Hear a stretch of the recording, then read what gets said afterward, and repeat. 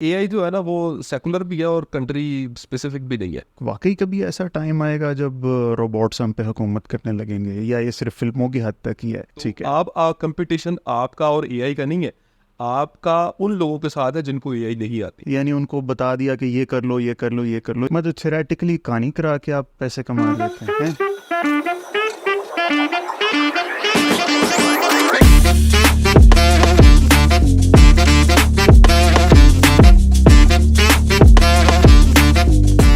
अस्सलाम वालेकुम fellas, welcome to FK podcast. This is Fahad खोकर।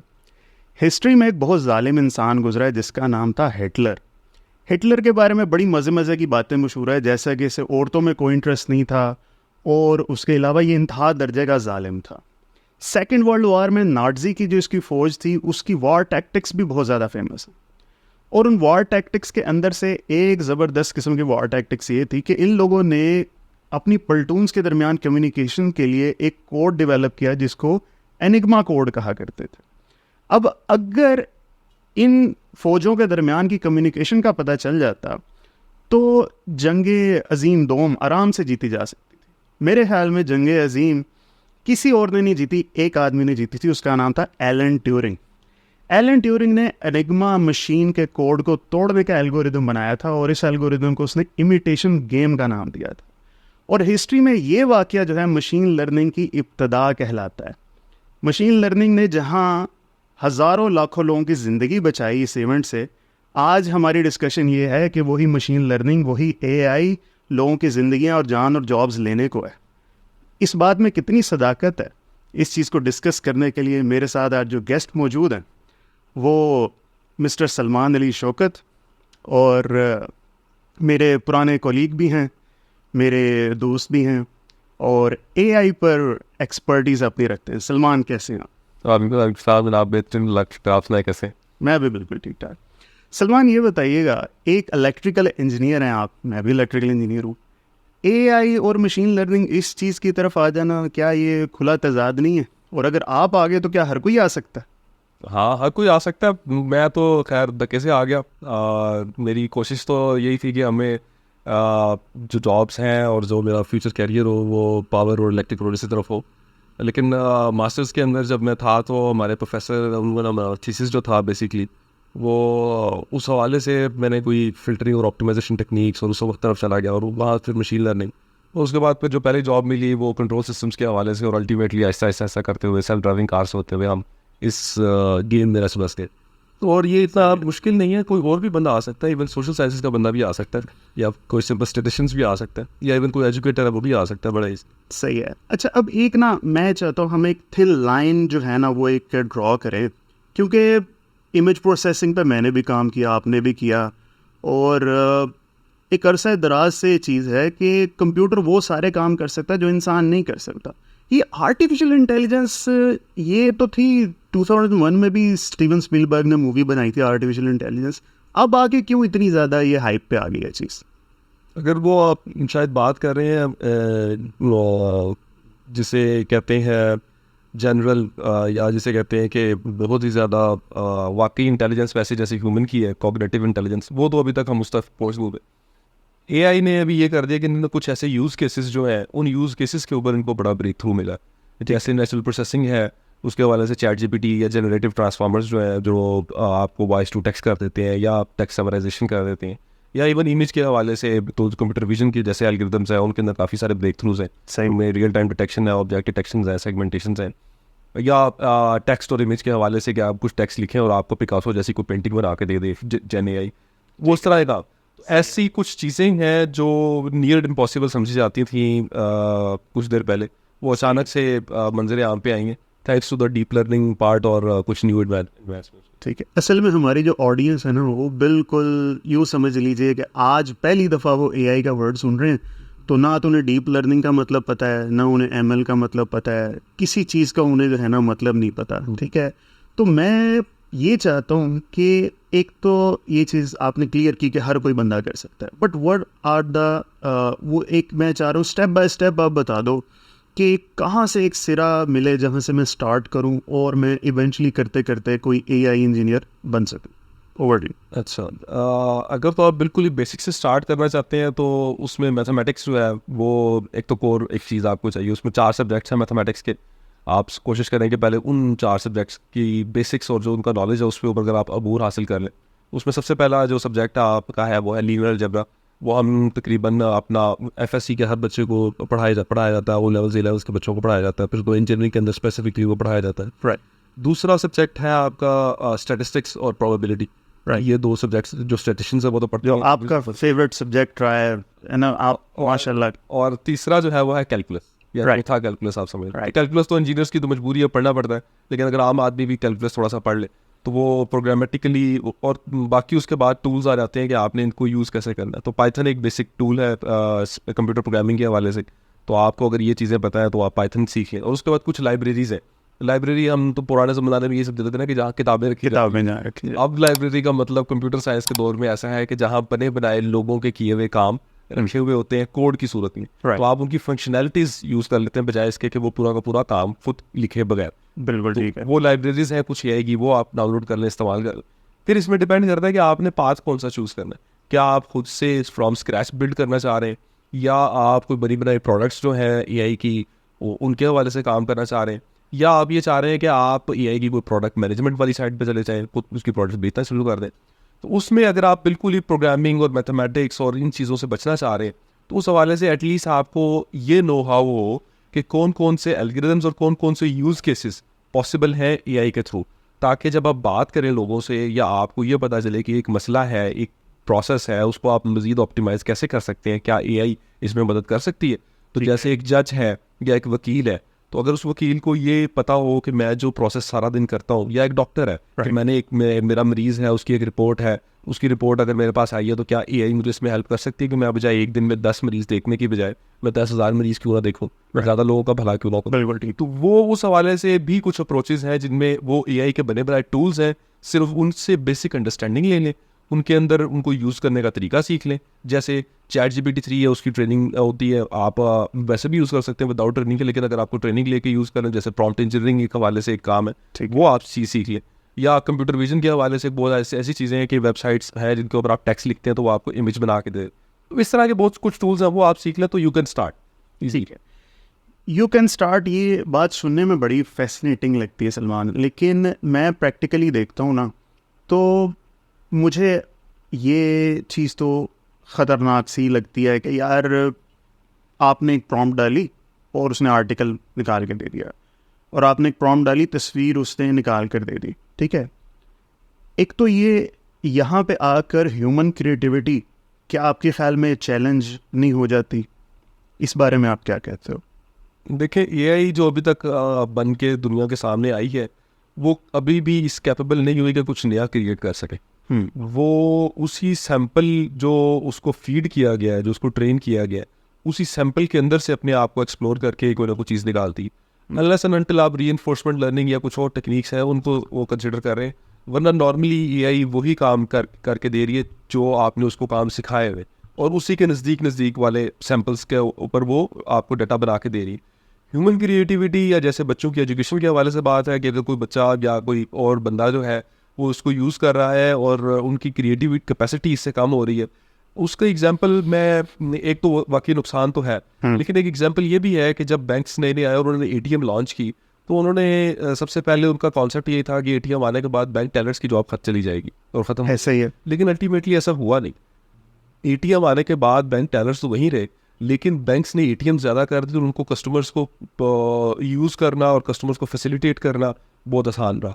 उस हवाले से अगर आप एआई और ये जो दूसरी क्रिएटिव कैपेसिटीज़ हैं, अगर आप ये सीख लेंगे तो आपकी अपनी क्रिएटिव कैपेसिटी को 100 टाइम मल्टीप्लाई आप कर सकते हैं। ठीक है। आप कंपटीशन आपका और एआई का नहीं है, आपका उन लोगों के साथ है जिनको एआई नहीं आती। राइट, यानी हमें वो लोग रिप्लेस बस कर देंगे जिनको एआई आती है। ठीक है, अब एआई आने की भी थोड़ी डेफिनेशन अगर बंदा करे, एक चीज़ है कि एआई को समझना, ठीक है, यानी मैं अगर मॉडल्स बनाऊं, मॉडल ट्रेन करूं। दूसरा है एआई को अपने बिजनेस में यूज़ करना। ये दो डिफरेंट चीज़ें हैं ना।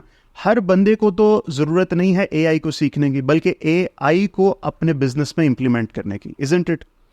या हर बंदे को सीखना चाहिए कोर उसकी जो है वो आप कहते हैं कि हम सीखें जाके हम भी प्रोग्रामिंग सीखें सारी? It all depends on personal preferences. तो ठीक है। अगर आप समझ रहे हैं कि 50 साल आपकी उम्र है, तो अगर KFC वाला बाबा जो है वो इतनी उम्र में काम कर सकता है, तो right. you are, और इस तरह बहुत Right. सारी मिसालें हैं। लोग वो बड़ी बड़ी उम्रों के अंदर या बड़ी बिजी लाइफ के अंदर से वो कुरान पाक को हिफ्ज़ कर रहा है व्हाटएवर। तो वो it depends upon self motivation. लेकिन ये आपको लिमिटिंग फैक्टर नहीं होना चाहिए। अगर आप प्रोग्रामिंग नहीं भी सीखना चाहते और आप बिल्कुल कोर कॉन्सेप्ट्स की तरफ खुद मॉडल ट्रेनिंग नहीं लाना चाहते, आप एटलीस्ट नो हाउ ले लें कि ये जो टूल्स आ गए, उसकी मिसाल ऐसी है जैसे गाड़ी है। आप ज़रूरी तो नहीं हर बंदा, यानी अगर मैं भी गाड़ी चलाता हूँ तो मैं गाड़ी का मैकेनिक हूँ, मुझे अगर मेरी गाड़ी ख़राब हो जाए तो मैं ये डायग्नोज नहीं कर सकता मेरी गाड़ी के अंदर क्या मसला है, लेकिन मुझे एटलीस्ट गाड़ी चलानी तो आनी चाहिए। Right. अगर आप एटलीस्ट AI ना बनाना सीखें, आप एटलीस्ट ये सीख लें कि AI को यूज़ कैसे करना है। ठीक है, बिल्कुल ठीक है। असल में लोगों ने इस चीज़ को बहुत ज़्यादा सुपर सिंपल करके बता दिया है कि यार अब तो AI आ गई, अब तो कमाना बहुत आसान हो गया है।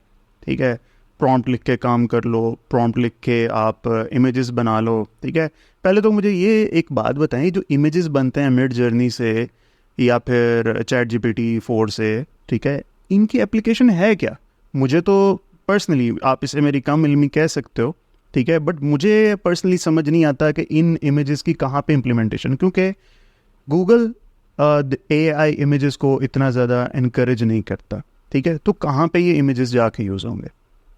अच्छा, एक तो एग्जांपल ये है कि जैसे आप कोई काम कर रहे हैं, आप कोई प्रेजेंटेशन बना रहे हैं, और उस प्रेजेंटेशन की आप किसी एक ख़ास मोड पे खड़े हैं और आपको एक ख़ास किस्म का इमेज चाहिए। कहते हैं ना, एक पिक्चर जो है वो 1000 वर्ड्स को रिप्लेस कर देती है। एग्री। और वो पिक्चर आपको गूगल सर्च कर रहे हैं या किसी और तरह से करें, आपको पिक्चर मिल ही नहीं रही, आपके पसंद की पिक्चर। तो वहाँ आप AI को यूज़ कर सकते हैं। आप उसको ऐसे प्रॉम्प्ट दें कि मुझे एक ऐसा कॉन्सेप्ट लोगों को दिखाना है, एक इमेज के अंदर एक ऐसी चीज़ हो जो आपके दिमाग के अंदर है या आपके ख्याल में है, और आप वो, या आपके दिल के अंदर एक ऐसे उसकी तस्वीर बनी हुई है, तो आप AI को यूज़ कर सकते हैं। आप पेंटर नहीं हो और आपको फोटोशॉप भी नहीं आती और आपको ऐसे टूल्स भी नहीं आते जिनसे आप पेंटिंग कर सकते हो, तो अब AI ने उन लोगों को कैपेबल कर दिया जो लोग पेंटिंग नहीं कर सकते, लेकिन वो बहुत खूबसूरत ख्याल के हामिल तो हो सकते हैं। बिल्कुल तो वो अपना खूबसूरत ख्याल को जाहिर कर सकते हैं दुनिया के सामने। ऐसे आप अपने अकाउंट्स बना लें, या आप ऐसा POC के लिए एक बहुत अच्छी चीज़ है, प्रूफ ऑफ कॉन्सेप्ट्स के लिए। POC क्या होता है? Proof of concepts. अच्छा। तो प्रूफ ऑफ कॉन्सेप्ट्स मतलब आपने अगर किसी क्लाइंट को कोई प्रूफ ऑफ कॉन्सेप्ट देना है कि आपकी चीज़ ऐसे लगेगी, ऐसे देंगी, या आपने कोई ये कॉन्सेप्ट एक्सप्लेन करना है, ये तो मैं एक सिंपल एग्जांपल कर रहा हूँ। या आपने कुछ लोग होते हैं वो मुख्तलिफ आइडियाज़ जो एग्जिस्टिंग लोगों ने बनाए हुए, उनका एक नेगेटिव, या नेगेटिव का मतलब ये नहीं कि गलत, मतलब ये कि उससे बिल्कुल ही मुख्तलिफ ख्याल वो भी ढूंढना चाह रहे होते हैं कि मैं वो भी पिक्चर जो है दुनिया को दिखाना चाहूँ, तो उसमें भी ये आपको बहुत ज़्यादा इस तरीके से हेल्प कर सकती है। आप एग्जाम्पल्स दें और उसका मुख्तलिफ ख्याल किया, ये एक तस्वीर बना के उससे लोगों को प्रेजेंट करें। बिल्कुल सही। जब भी मुझे मेरे स्टूडेंट्स कहते हैं ना कि भाई AI ने आके हमारी क्रिएटिविटी को अफेक्ट कर दिया, तो मैं एक एग्जांपल देता हूँ कि हैंडमेड जूता आज भी महंगा ही है ना? तो बेशक वो इंडस्ट्री में मशीन पे चीज़ बनी है, जब भी आप हैंडमेड कस्टमाइज चीज़ करने जाओगे तो वो अभी भी जो है वो ज़्यादा महंगी बिकती है। क्या AI के अंदर ये कॉन्सेप्ट होल्ड करता है, या AI इंसान से बेटर चीज़ भी बना कर दे सकती है? ठीक है, इवेंचुअली देखें ना, मोटिव है कमाना, ठीक है, मनी जनरेट हो पाकिस्तानियों के लिए। तो क्या ये वाकई हाई पेइंग जॉब है, और अगर है तो क्यों है? अगर ये मिथ है तो बताएं, ये मिथ है या ट्रू है? Is it high paying job? अच्छा, अब इसमें डिपेंड करता है, दो किस्म के कॉन्सेप्ट्स हैं। एक तो आपने बात की है क्या AI ऐसी कुछ जगह एक्सप्लोर कर सकती है जो नहीं एक्सप्लोर की, सॉर्ट ऑफ।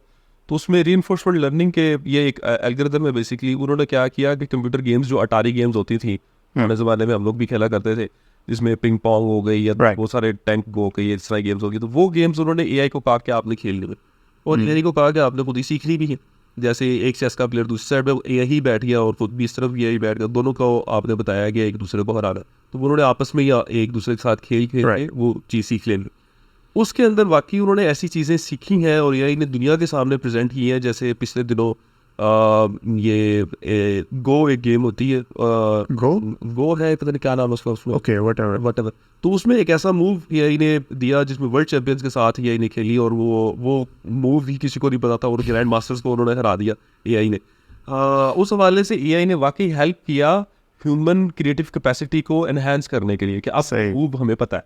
इसी सही। तरह एआई कुछ ऐसे ड्रग्स जो कैंसर फाइटिंग ड्रग्स हैं या आपकी मेडिसिन हैं जो अभी तक हम एक्सप्लोर नहीं कर सके, या उनको बनाने के अंदर बहुत ज़्यादा मुश्किल है या कुछ है, तो वो एआई एग्जिस्टिंग जो डाटा है उसको लेके आपको हेल्प कर सकती है। अगर अच्छा यार इस बीमारी के लिए आप ये पॉसिबल केमिकल कॉम्बिनेशन भी ट्राई कर सकते हैं और आप इसके रिजल्ट्स देख सकते हैं। तो उसके अंदर भी बहुत सारे रिसर्च पेपर्स और रिसर्च आर्टिकल्स हैं जिसमें एआई ने काफ़ी अच्छे ड्रग्स इन्वेंट करने में मदद की है और लोगों को उसका फ़ायदा हुआ। सॉरी टू इंटरवीन, पैसे कितने कमाए जा सकते हैं, मैंने ये आपसे पूछा था। आप बात इधर उधर गोल मोल कर रहे हैं, ठीक है, मैं आपकी पे का और आपकी उसका अंदाजा नहीं लगाता, पैसे बताएं मुझे कितने इंसान कमा सकते हैं। वैसे देखें, रिजल्ट जो है ना वो हमारा चूंकि एक फेथ का भी सिस्टम है कि हम अल्लाह की तरफ से है। दूसरा, अगर आप इस चीज़ के ऊपर जाएं कि पैसे इस काम में से कितने कमाए जा सकते हैं, वो तो स्काई इज़ द लिमिट। आप एक ऑटोमेशन की दुनिया है, आप फेसलेस यूट्यूब चैनल बना लें, Yes. फेसलेस टिकटॉक बना लें, आपका कंटेंट ऑटोमेटिकली जनरेट हो रहा हो, आपने स्केड्यूल खुद से मेंटेन किया हो कि इस टाइम के ऊपर, या आप उसके अंदर फेसबुक की फीड्स आ रही हो, लोग आप इस चीज़ पे बात कर रहे हैं तो ऑटोमेटिकली उससे रिलेटेड कंटेंट वो जनरेट करके पब्लिश करना शुरू कर दे। और इसी तरह आपके वर्क के अंदर भी, आपके ऑफिस के अंदर भी कभी कोई भी काम है जो रेपिटेटिवली हो सकता है और वो इजीली हो सकता है, तो आप उसके स्क्रिप्ट्स बनवा लें या इसे उससे हेल्प करवा लें। इवन ये न्यूज़पेपर आर्टिकल्स आप लिखवा सकते हैं इससे, या इस तरह का काम करवा लें, तो स्काई इज़ द लिमिट। उसके अंदर सिर्फ और सिर्फ ह्यूमन एफर्ट और ह्यूमन एलिमेंट इस तरह से इन्वॉल्व है कि जब आप उसमें ह्यूमन कॉन्शियसनेस डालते हैं ना, तो यू मेक श्योर कि जो आइडिया और जो ख्याल आप कन्वे करना चाह रहे हैं, क्या एआई वो ख्याल कन्वे कर पा रही है कि नहीं। तो उसके लिए एक थोड़ी सी ट्यूनिंग और एक एफर्ट चाहिए होती।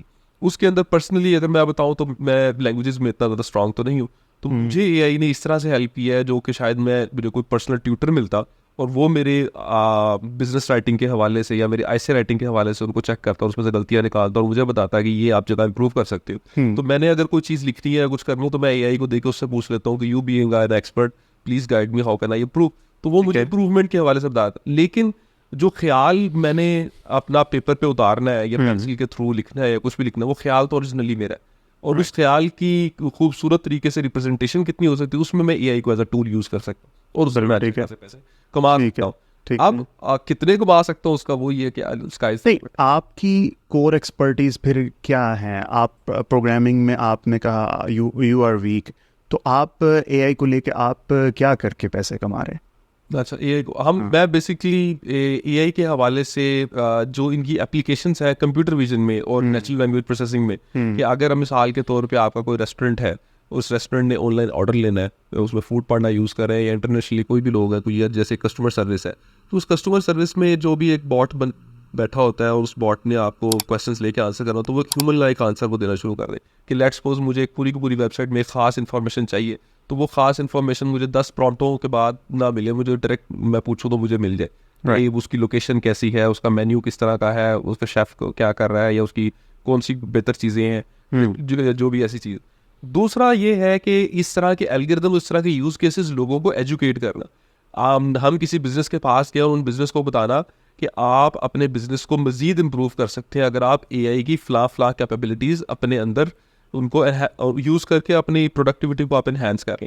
उसमें ऑटोमेशन आ जाती है, उसमें बहुत सारे टूल्स आ जाते हैं जिसमें बहुत सिंपल सी एप्लीकेशन जो है वो आप ही कर सकते हो कि मिसाल के तौर पर एक पिज़्ज़ा मेकिंग कंपनी है, तो ओवन से उसके पिज़्ज़े बन के निकलते हैं, तो वो जो भी पिज़्ज़ा उनका बन के निकल रहा है, तो वो एक ना एक ह्यूमन बंदा उनको चाहिए होता है देखने के लिए कि पिज़्ज़े की क्वालिटी क्या है, क्या वो जला तो नहीं हुआ है या कुछ नहीं। तो अगर वो ऊपर सिंपल एक कैमरा लगा दे और एक मॉडल हम उनको ट्रेन करके दे दें कि ये जो पिज़्ज़ा है ये अच्छा है या इसकी क्वालिटी देखने में कैसी है, क्योंकि एआई चख तो नहीं सकती लेकिन देख कर विजुअली तो बता सकती, तो उसमें एक ओवरऑल एक लूप बन सकता है कि एक पिज़्ज़ा कंपनी या एक बर्गर कंपनी या एक फूड की कोई भी चेन या कोई भी आप प्रोडक्ट ऐसे बना रहे हैं, इवन हैंडमेड अगर आप वो चीज़ बना रहे हैं, तो उसका एक इमेज आप एआई को दें और उससे पूछ लें कि यार ये बता दो कि ये कितने % टू द रियलिटी है। तो ये एक यूज़ केस मैंने आपको बताया। तो जो भी बिजनेस हमारे पास आता है वो हमसे पूछता है कि हमने एआई कैपेबिलिटीज अपने ऑर्गेनाइजेशन में लेके आनी है, तो आप हमें बताएं कि क्या क्या पॉसिबल सॉल्यूशंस बन सकते हैं। तो उनको उनके यूज़ केसेस पे फिर हम काम करते हैं और उसके हवाले से फिर हम उनको गाइड करते हैं। मतलब थ्योरेटिकली कहानी करा के आप पैसे कमा लेते हैं, यानी उनको बता दिया कि ये कर लो ये कर लो ये कर लो, या करके भी देते हैं उसके बाद? जी जी बिल्कुल बिल्कुल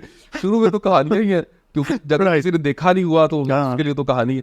लेकिन फिर उसके बाद होता है हमारा डेमो फेस, जिसके अंदर हम उनसे डाटा डिमांड करते हैं या हम सिंथेटिकली इंटरनेट से अवेलेबल डाटा यूज़ करते हैं और उसके बाद एक मॉडल बना के उसका डेमो देते हैं। मिसाल के तौर पे हमारे पास कुछ अरब की ऑर्गेनाइजेशंस आई और उन्होंने कहा कि हमारे पास डेटा जो है वो अरबी लैंग्वेज के अंदर है, और उन अरबी लैंग्वेज के हवाले से हमारे कस्टमर्स हैं या हमारे क्लाइंट्स हैं या हमारे सिटीजन्स हैं, वो गवर्नमेंट है ये, तो उनको आप मज़ीद इस डेटा में से किस तरह हेल्प कर सकते हैं कि अगर हमारी ये नई रूलिंग आ गई है तो ये अब बाकी लोगों को कैसे इफ़ेक्ट करेगी। तो आप उसके हवाले से क्या कर सकते हैं, क्या आप एक कंपेन चला सकते हैं ऑटोमेटेड जो हमारी इस नई रूलिंग के हवाले से अवाम उन्नास के अंदर एक खूबसूरत तरीके से ये बात फैला सके, या इस तरह के बहुत सारे यूज़ राइट।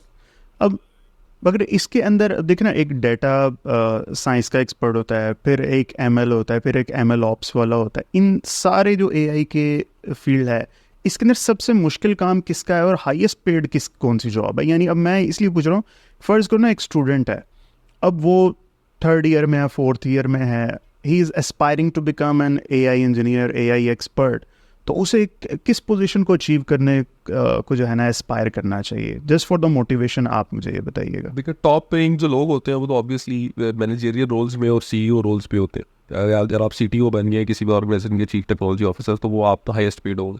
हाँ, अगर आप एआई के थ्रू उस रोल पे पहुंचना चाहते हैं और अगर आपका कंप्यूटर साइंस का बैकग्राउंड है या you are good with mathematics और इन सारी चीज़ों के, तो उस हवाले से जो एक लॉन्ग टर्म जॉब है ना, जिसके अंदर कम से कम मेहनत है लेकिन एक long term long paying job है, वो तो है आपकी एमएल ऑप्स वाली, कि उसके अंदर आपने अगर शुरू में कुछ स्किल्स सीख ली है कि गूगल क्लाउड कैसे यूज़ करना है, AWS कैसे यूज़ करना है। ज़रा मुख्तसर बता भी दीजिएगा एमएल ऑप्स क्या चीज़ होती है? एमएल ऑप्स कहते हैं ऑपरेशंस को, Right. और एमएल कहते हैं मशीन लर्निंग को। तो अगर आपको किसी ने बनाया मशीन लर्निंग मॉडल दे दिया, मिसाल के तौर पे एक एयरलाइन कंपनी है और उसको एक मशीन लर्निंग मॉडल चाहिए सिर्फ और सिर्फ ये प्रेडिक्ट करने के लिए कि मेरे पास अब जो अगर टिकटें बुक हो रही हैं इस हिसाब से मुझे प्राइस बढ़ानी चाहिए टिकटों की इन फ्यूचर या कम करनी चाहिए। तो वो जो रियल टाइम प्राइसेस अचानक आपकी एयरलाइन बढ़ा देती है, कम कर देती है, तो उसके पीछे मशीन लर्निंग मॉडल्स लगे होते हैं, Right. जो उनकी वेबसाइट्स के ऊपर आप क्लिक करते हैं, जो भी करते हो। तो वो जो मशीन लर्निंग मॉडल्स हैं वो तो किसी न किसी डाटा साइंटिस्ट ने या एआई इंजीनियर ने या मशीन लर्निंग इंजीनियर ने बना के आपको दे रही है।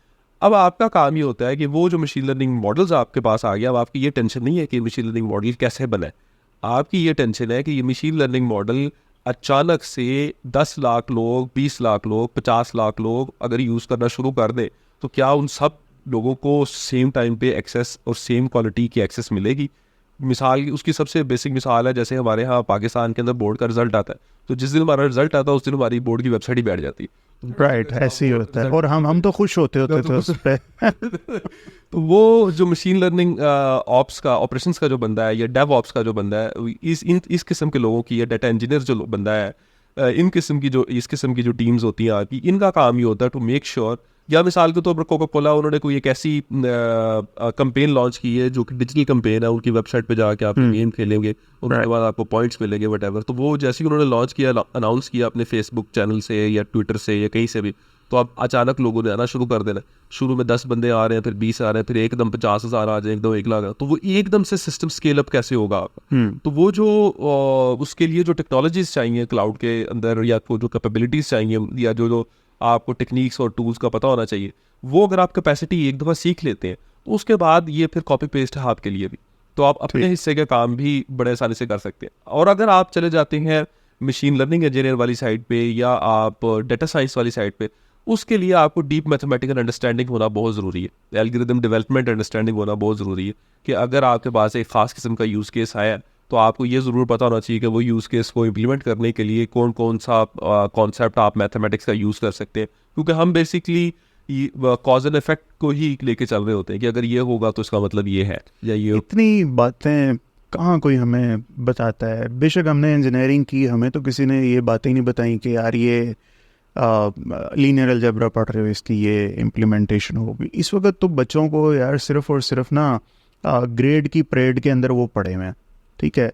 मैं चाहता हूँ कि आप उनको बताओगे एडवाइस कोई कि यार अगर टीचर बता भी रहे हैं, नहीं बता रहे, फ़र्ज़ किया, ठीक है, but there has to be a way जहाँ से वो लोग स्टार्ट कर सके चीज़ को करना। तो वो मुझे फर्स्ट स्टेपिंग स्टोन मैं चाहूँगा सलमान आप मुझे बताइएगा, ठीक है, कि मशीन लर्निंग सीखना शुरू कर दें और एनीथिंग एल्स। क्या स्टेपिंग स्टोन के हवाले से कोई बच्चा है स्पेसिफिकली, और वो मे बी 5वीं 6वीं में, या आपका कोई छोटा भांजा भतीजा या बेटा है या बेटी है, और आप उसको चाह रहे हैं कि वो चीज़ों को इस तरीके से लेके चले, तो उसकी एक बड़ी प्यारी सी एग्जांपल मेरी खुद हट बीती है। मेरे साथ आई, मैं एक फैमिली हम लोग मीटअप था, उधर गए तो वो उन्होंने कहा कि इनको ना मैथमेटिक्स का प्रॉब्लम है, तो इनके कुछ कॉन्सेप्ट्स हैं वो अगर आप क्लियर कर दें उनको हेल्प कर दें। तो मैंने उनसे पूछा, वो छोटी सी बेटी थी हमारी, तो मैंने कहा अच्छा बेटा चलो मुझे ये बताओ ये कॉन्सेप्ट, तो मैंने फिर वो पढ़ लिया जो भी था। मैंने कहा अगर आप और वो आपने जाना है एक ख़ास जगह, लाहौर से लेट्स सपोज के एयरपोर्ट से आपने जाना है मिसाल के तौर पे मॉडल टाउन जाना है लेट्स सपोज, और आपकी फ्रेंड है उन्होंने भी लाहौर एयरपोर्ट से जाना है लेकिन उन्होंने जाना है डिफेंस में, ठीक है, या किसी ऐसे एरिया में जाना है। लेकिन लाहौर एयरपोर्ट से जो 2 बसें निकलती हैं, वो पहली बस है वो आती है हर 15 मिनट बाद, और जो दूसरी बस है वो आती है हर 20 मिनट बाद। और आप लोगों की प्रेफरेंस ये है कि हम दोनों इकट्ठी बस में बैठे, ये ना हो कि मैं पहले एक बस में बैठ जाऊँ, मेरी फ्रेंड जो है वो अकेली खड़ी रहे उधर, और दूसरा जो है वो ये है कि मैं मेरी फ्रेंड पहले चली जाए और मैं अकेली खड़ी रहूँ। तो कोई ऐसा टाइम होगा जिसमें वो दोनों बसें इकट्ठी भी आएंगी। तो अब इसके लिए मुझे बताओ कि आपने ऐसा कौन सी चीज़ पढ़ी है अपने मैथमेटिक्स में आपके टीचर ने कि आप उसको यूज़ करके इस चीज़ का जवाब दे सकते। तो शी वाज ब्लैक कि मैंने तो ऐसा कुछ भी नहीं पढ़ा। मैंने कहा बेटा आपने एलसीएम पढ़े? तो हाँ जी। मैंने कहा एलसीएम आपको इस चीज़ का जवाब देते, अगर आप 15 और 20 का एलसीएम लेंगे तो जो आंसर आएगा उस टाइमिंग के हवाले से आप दोनों इकट्ठे वो बसें सेम टाइम पे सही आए, बात। और आप अगर 2 बजे एक बस आ रही है और एक 2:30 बजे आ रही है जो भी है, तो आप स्टार्टिंग टाइम आपको पता हो और उसके हिसाब से आप एलसीएम लें 15 और 20 का। तो ये एक छोटी सी एग्जांपल, अगर आप बच्चे को उसे कहें कि जो भी आप जैसे आप लॉगरिदम्स पढ़ रहे हैं, लॉगरिदम्स आप क्यों पढ़ रहे हैं? हम तो पुराने ज़माने में थे जिसमें लंबे लंबे पेजेस होते थे और उसके अंदर मैपिंग होती थी कि अच्छा यार ये इसका लॉग है तो एक पेपर है उसका मतलब क्या बना, फिर उसको वैल्यूज पुट की और वो सारा कुछ। लेकिन लॉगरिदम्स इन्वेंट क्यों हुए और उनकी ऐसी क्या हमें मौत पड़ गई कि हमें लॉगरिदम्स बनाने पड़ गए? या अगर आप सिर्फ और सिर्फ वो सब्जेक्ट या चैप्टर जो भी आप पढ़ रहे हैं मैथमेटिक्स का, सेट थ्योरी है जैसे, या आप क्वाड्रेटिक इक्वेशंस पढ़ रहे होते हैं, या आप ट्रिग्नोमेट्री पढ़ रहे होते हैं, तो ट्रिग्नोमेट्री का एक बड़ा खूबसूरत सा आप कोई भी प्रॉब्लम ऐसा ले सकते हैं जो रियल लाइफ से आपकी ज़िंदगी से आपको ताल्लुक करता हो। तो आप इसके लिए चैट जीपीटी यूज़ कर सकते हैं। चैट जीपीटी से कहें कि मैं आप क्वाड्रेटिक इक्वेशन पढ़ रहा हूँ, मैं एक स्टूडेंट हूँ और मैं इस तरह से रहता हूँ, मुझे एक रियल लाइफ एग्जांपल दो कहाँ मैं क्वाड्रेटिक इक्वेशन यूज़ कर सकता हूँ। तो आपको रियल लाइफ एग्जांपल्स बनाना सही है। ए प्लस बी होल स्क्वायर की भी कोई एग्जांपल हमें बताएं जिंदगी में कहाँ इस्तेमाल होती है? जब भी बात की जाती है कहते हैं यार ये साइन कॉस्ट है और ए प्लस बी होल स्क्वायर, पता नहीं हम क्यों पढ़ते रहे, बट इवेंचुअली हर चीज़ की कोई ना कोई a implementation. Plus B whole square जो है ना वो बेसिकली जैसे ही आप किसी चीज़ का स्क्वायर लेते हैं ना तो वो बन जाती है एरिया, और Right. या तो वो रेक्टेंगल बन जाएगी या वो स्क्वायर बन जाएगी। तो ए भी एक लेंथ है और बी भी एक लेंथ है। उन दो लेंथ्स को अगर आप जोड़ लें तो और उन दोनों का स्क्वायर ले लें तो बेसिकली वो एक एरिया बन गया। लेकिन अब उस एरिया को ब्रेक डाउन कर दिया उस फार्मूले ने। नहीं इसका लाइफ में क्या करें हम? इसका लाइफ में इसका जिंदगी में क्या काम आना है ये तो मुझे भी ये चीज़ जिंदगी में कहाँ ये चीज़ काम आती है? मतलब बात कहने का मकसद ये है, मैं take it as a satire on our academia, ठीक है, कि बच्चों को बस पास होने के लिए बस धक्का लगाया, पढ़ लिया।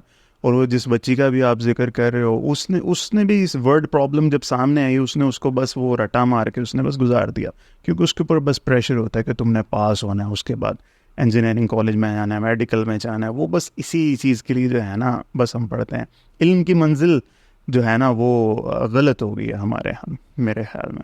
अच्छा, अगर आप इसको डीपली लेके चले ना, मैं भी बड़ी देर इस चीज़ में सोचता रहा कि कुरान में हम पढ़ते हैं जी जी कि आप दुनिया में क्यों आए। जी जी तो हमें साथ हमारे दोस्त का सियाम बिलान आए तो बेसिकली अपने आप को पहचान का, आपकी अपनी पहचान का। एग्री। अगर आप अपने आप को पहचान लो और आप ये अपनी ज़िंदगी में बचपन से ही फैसला कर लो, या जितनी जल्दी आप ये फैसला कर सकते हो कि आप इस दुनिया में क्या करने आए हो, या आप कायद आज़म से जैसे वो बड़ा मंसूब किया जाता है कि वेल डन, तो अगर कायद आज़म कहती ख्वाहिश को मैं इतना खूबसूरत काम करके जाऊँ तो आगे से वेल डन।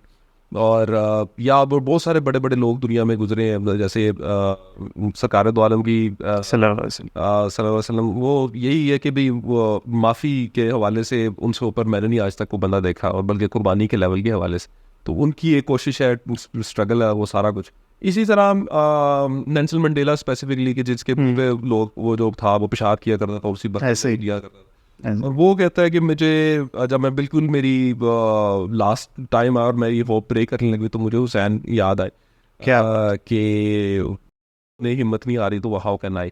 तो या इसी तरह साइंस के अंदर भी मैडम क्यूरी जो है वो जिन्होंने वो रेडिएशन और उस तरह से काफ़ी चीज़ें डिस्कवर की, या आपके इवन पॉलिटिशियंस के अंदर से बहुत सारे ऐसे पॉलिटिशियंस गुजरे हैं, मैं किसी का नाम नहीं लेना चाहता जी जी लेकिन जिनकी वाकई इंटेंशंस के अंदर आप देख सकते हैं, या इवन जनरल्स आपके गुजरे मुसलमानों के जनरल्स, ज़रूरी नहीं पाकिस्तान के, ईरान के बहुत अच्छे जनरल्स गुजरे हैं, इराक़ के गुजरे हैं, सऊदीया के हैं, या इवन यूएस और जो है, या इस तरह के जो एग्जिस्टिंग फोर्सेस हैं इंडिया के, इवन वो बहुत सारे अच्छे अच्छे टॉप साइंटिस्ट और टॉप मैथमेटिशियंस एग्जिस्ट करते हैं, और वो उनका बाकी ज़िंदगी के अंदर एक फोकस क्लियर होता है, उनको ये पता होता है कि उन्होंने करना क्या है और वो उन्होंने क्यों करना है।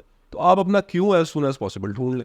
अगर आप समझते हैं कि आपका क्यों जो है वो एआई है, तो वाई नॉट एआई। और हर चीज़ को बजाय इसके कि काम है करना पड़ेगा या ये मुझे मसला होगा मैं क्यों करूँ, उसकी बजाय अगर आपका वो काम आपकी पसंद का हो और आप खुशी खुशी उस काम को करो, तो वो काम खेल हो जाए। तो वो खेल समझ के आप करना शुरू कर दो, और वो बच्चे बेसिकली बच्चा बन जाए। जितनी जल्दी आप बच्चा बन जाएंगे, उतने ज़्यादा आप एक्सपेरिमेंट्स करेंगे, उतना ज़्यादा आप फेल होंगे, उतना ज़्यादा आप सीखेंगे। बिल्कुल सही है, एग्री विद दैट। माशाल्लाह, बहुत ज़बरदस्त इंसाइट आपकी। अच्छा सलमान, ये बताओ कि क्या वाकई कभी ऐसा टाइम आएगा जब रोबोट्स हम पे हुकूमत करने लगेंगे, या ये सिर्फ फिल्मों की हद तक ही है? वैसे देखा जाए तो कितनी हॉलीवुड की ऐसी चीज़ें जो हम कहते थे नहीं यार ये कहाँ हो सकता है, इट्स जस्ट स्टूपिड थिंग, मगर इवेंचुअली एक टाइम आता है कि हम प्रॉम्प्ट देकर वो काम कर लेते हैं। तो इज़न्ट इट कि किसी दिन हम देखें कि यार ये काम भी हो चुका हो, मे बी आज से 100 साल बाद, 500 साल बाद, क्या ख्याल है? हुकूमत जो है ना, वो कहता है, अल्लाह कहता है वो मेरी है।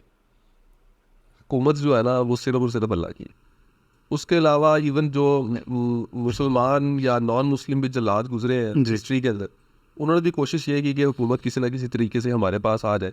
नफसान का और इंसान का जो खेल है ये काफ़ी देर से चल रहा है। उसके अंदर अगर आप रोबोट भी समझें, और रोबोट भी अगर नफसान की ड्यूटी कर रहे हैं, तो जो रहमान है वो बहुत बड़ा है। मैं इस चीज़ को इस तरह से समझता हूँ, अशरफुल मखलूक़ात अगर अल्लाह ने किसी को बना दिया हुआ है, उससे ऊपर मखलूक आनी नहीं है। और नफसान जो है वो जितनी मर्जी कोशिश कर ले, आखिर में फ़तह जो है वो हक़ की होती है। उस हवाले से भी अगर आप इसको देख लें, या आप दुनिया के रिसोर्सेज के हवाले से भी देख लें, कॉन्शियसनेस जो है ना, वो अभी तक ह्यूमन एआई जितनी मर्जी हम लोग मैं इवन अगर रिसर्च पेपर्स आज के भी 2024 के भी पढ़ रहा होता हूँ, यानी मुख्तलिफ टॉप जर्नल्स के भी, हम लोग उसके करीब भी नहीं पहुँचे। ह्यूमन कॉन्शियसनेस के हम करीब नहीं पहुँचे। तो जो कॉन्शियसनेस है ना, वो रोबोट्स ने अभी तक अचीव, दूर की बात है, उसके करीब भी नहीं पहुँचे। हाँ, अनलेस एंड अनटिल आप उनके अंदर एक एजेंडा फीड कर दें, उस एजेंडे को उनको फोर्स करें कि वो एजेंडा उन्होंने फॉलो करना है और उन्होंने हर कीमत पे वो जीतना है, कुछ भी ग्रिडी एल्गोरिथम लगा के। सही। और उसके पीछे भी बेसिकली अल्टीमेटली तो एक बंदा ही है ना जिसने वो एल्गोरिथम्स को फीड किए हैं। बिल्कुल ठीक बात। तो वो बेसिकली फिर वो बात तो वहीं चलेगी, नफसान और इंसान का खेल। वो इंसान और नफसान के खेल के अंदर हक की फतह होती है बस। सही। पाकिस्तान को लेकर आपका एआई का विजन क्या है? पाकिस्तान को लेके एआई का विजन क्या है? एआई का विजन, सवाल थोड़ा सा ये मुख्तलिफ है। पाकिस्तान, क्योंकि एआई जो है ना वो सेकुलर भी है और कंट्री स्पेसिफिक भी नहीं है। या कोई भी मैथमेटिक्स या कोई भी फील्ड, वो डज नॉट मैटर कि वो पाकिस्तानी है या वो चाइनीज़ है। जो जितनी मेहनत करेगा, जो जितना गुड़ डालेगा, उतना अपना हिस्सा ले लेगा। ये एक ऐसा तेज़ धार ब्लेड है कि इस ब्लेड को या इस ताकत को या इस ऐसा बोतल में बंद जिन था जो अब निकल आ चुका है, जैसे एक एटम बम था, वो भी एक बोतल में बंद जिन ही था ना, वो अब निकल आके बाहर आ गया हुआ है। तो ये जिन है, इस जिन को जितना जो बंदा पाकिस्तानी या पाकिस्तान हुकूमत या यूनिवर्सिटीज़ या अपने इवन इंडिविजुअल लेवल के ऊपर अगर आप यूज़ कर लेंगे, तो आप उतनी जल्दी अपने मसाइल में से निकल के खुशहाली की तरफ आने की जो आपकी कोशिश है उसमें अल्लाह और बरकत डाल देगा। मेरा कंसर्न सिर्फ और सिर्फ ये है, मेरे अब्बू ने मुझे एक बात की थी कि पुत्र अल्लाह की मेहनत ज़ाया नहीं जाने। मेरे साथ एक ज़िंदगी में वाक़या हुआ, तो उस वाक़े के अंदर मैं बड़ा डिप्रेसिवली अपने वाले साहब के पास गया, तो वाले साहब की एक लाइन थे कि पुत्र अल्लाह की मेहनत नहीं रखता। तो वो जो अगर आप मेहनत इस तरफ कर लें, और ये अगर एआई आप समझते हैं कि ये टूल जो है आपका 1 रुपये को 100 रुपया बनाने में आपकी बहुत जल्दी और आसानी से हेल्प कर सकता है, जिसके अंदर आपने ना कोई मैन्युफैक्चरिंग करनी है, ना कोई चीज़ आपने बनानी है, ना कोई आपको बहुत ज़्यादा लोग चाहिए, ह्यूमन रिसोर्स भी कम चाहिए, ह्यूमन मटेरियल भी कम चाहिए, इर्द गिर्द की जो चीज़ें वो भी कम चाहिए, और उसके बाद भी आपको पॉसिबली चीज़ें काफ़ी ज़्यादा इसका रिटर्न मिल रहा है, इकोनॉमिकली आपको रिटर्न ज़्यादा मिल रहा है। तो why not invest more time in it, और मेहनत करें, और अल्लाह की मेहनत तो कभी भी रायगा नहीं जाने देगा। सो जी, खुदा ताला किसी की मेहनत रायगा नहीं जाने देता। मुझे नहीं पता एआई मुश्किल है या आसान है, वैसे तो मुश्किल और आसान एक रिलेटिव टर्म है। आप किसी भी चीज़ को आजमाना चाहते हैं तो पहले कोशिश करें कि यार उसको ट्राई करके देख लें। ट्राई के बगैर आप कह नहीं सकते कि AI could be your cup of T और नॉट, सलमान साहब ने बहुत डिप्लोमेटिक किस्म के आज आंसर दिए हैं, तो आज मेरे हत्थे नहीं आए। मैं कोशिश करूँगा इनको नेक्स्ट टाइम भी मैं बुलाऊँ, और आपके कोई AI से रिलेटेड क्वेश्चन हो तो नीचे कमेंट में ज़रूर लिख कर बताइएगा। And do like and subscribe. Until next time, do take good care of yourself. Thank you so much Salman. Thank you. Yes, you did.